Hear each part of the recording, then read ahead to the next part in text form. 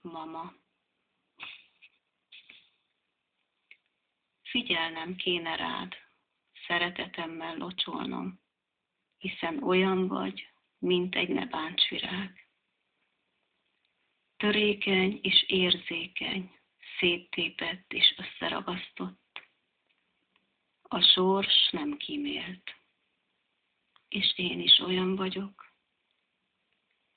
Szeretlek, és fontos vagy nekem, csak azt látom, szenvedsz mellettem. Önző és álnok vagyok, míg alszol, simogatom kezed.